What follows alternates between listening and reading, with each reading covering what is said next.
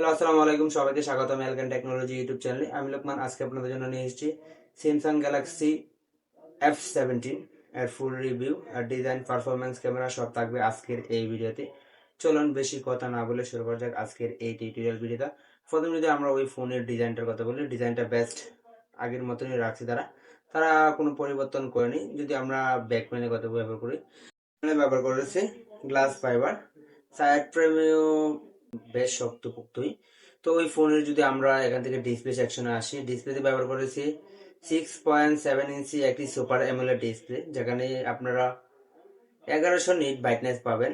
আর এখানে আমার যেটা অনেক কমতি মনে হয়, তো আমার কাছে একটা জিনিস খুবই কমতি মনে হয়, 90 হাই রিফ্রেশ ওই ফোনটির মধ্যে মনে কম মনে হয়। তো এখানে ফুল এইচডি প্লাস সাপোর্টটা পাইতেছে। আর এই ফোনের যে ডিসপ্লে সেকশনটা কিন্তু ভিজুয়ালটা কিন্তু অনেক বড় সড়ো। যদি আপনারা ইউটিউব কিংবা কোনো ভিডিও দেখেন, তো ওই সময় মনে হবে যে ভিজুয়ালটা একটু বেশি পরিমাণ। এই যুগে এসে তারা ভিজুয়ালটা একটু কম দিতে পারতো এই প্রাইস পয়েন্টের মধ্যে। যদি আমরা আরো কিছু কথা বলি, ডিসপ্লেতে ব্যবহার করেছে গরিলা গ্লাস 7। ক্যামেরা সেকশনে যদি আসি, এখানে তিনটি ক্যামেরা সেকশন ব্যবহার করেছে। এখানে মেইন ক্যামেরা সেকশনে ব্যবহার করেছে 50 মেগাপিক্সেল মেইন ক্যামেরা।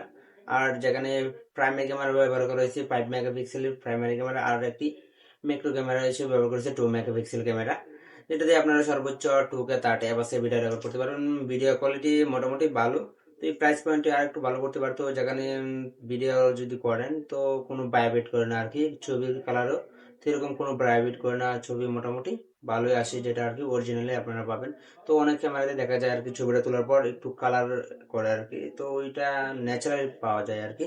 যদি আমরা ওই ফোনের যে ক্যামেরা সেকশনে আসি, সেলফি ক্যামেরাতে ব্যবহার করছি 13 মেগাপিক্সেল সেলফি ক্যামেরা, যেটা দিয়ে আপনারা সর্বোচ্চ 2K 30 অবশ্যই ভিডিও রেকর্ড করতে পারবেন। সেলফি ক্যামেরাতে আর একটু ভালো করতে পারতো।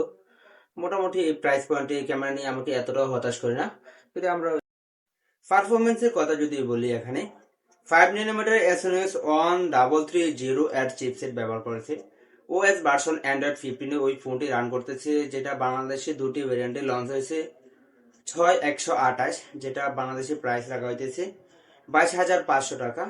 আর যেটা 8128, ওইটার দাম রাখা হইতেছে 24,500। এখানে তারা 8256 দিতে পারতো। প্রাইস পয়েন্টটা একটু বাড়িয়ে নিল, একটু ভালো হতো। আমার কাছে ওইখানে একটু কমতি মনে হয়।